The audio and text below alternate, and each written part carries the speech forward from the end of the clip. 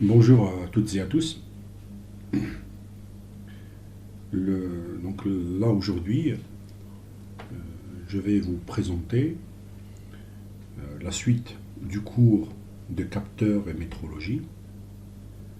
Dans cette séance, nous allons aborder la suite des exercices d'application qui ont été proposés pour le chapitre 3 et 4.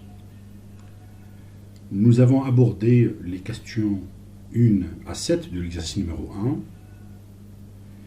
Et là aujourd'hui, je vais vous présenter la solution de la question 1.6, sachant que cette question ne dépend pas des questions précédentes, donc elle est complètement indépendante. Nous n'allons pas rappeler les questions précédentes. Je vais juste vous présenter la solution de cette partie. Alors allons-y, on va commencer.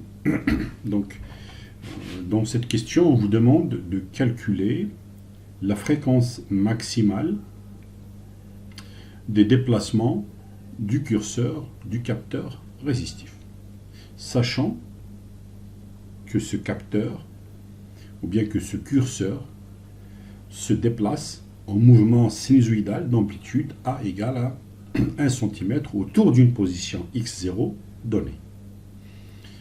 La fréquence maximale qu'on cherche à calculer dépend de la vitesse maximale qui est fixée ou imposée, si vous voulez, par le constructeur. Cette vitesse max, vitesse linéaire bien sûr, elle est de 0,2 mètres par seconde. Partant du fait que le curseur se déplace en mouvement linéaire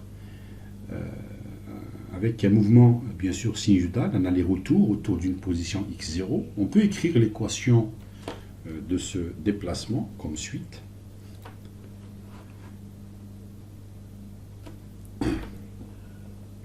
Donc comme suite.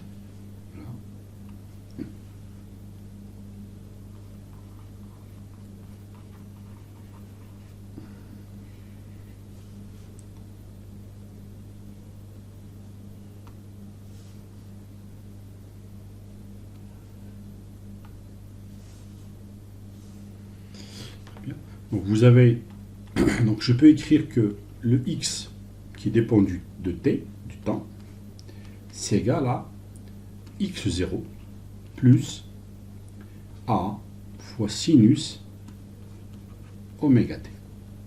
Ce a sinus oméga t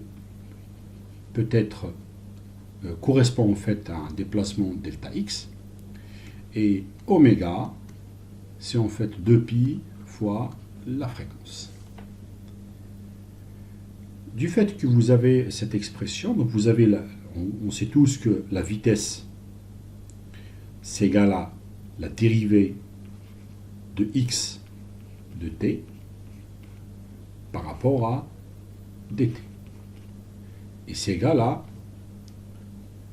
donc c'est la dérivée de x par rapport à t, c'est 0. Donc, et la dérivée de a sinus oméga t par rapport à t, c'est a oméga cosinus oméga t. Et du coup, on peut, de ce fait, en fait, vous pouvez écrire également que la vitesse, c'est la vitesse max fois cosinus oméga t. Et donc, nous avons la vitesse max qui est égale à,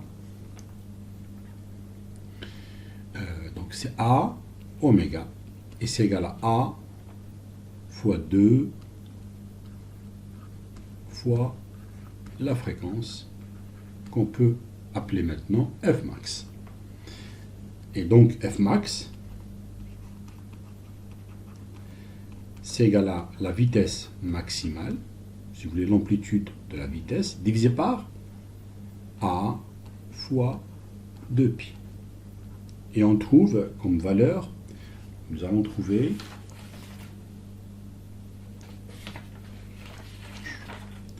3, donc on va remplacer, si vous voulez c'est 0,2 2 divisé par 0,01, c'est 1 cm, multiplié par 2 fois pi. Et vous trouvez 3,183 Hz.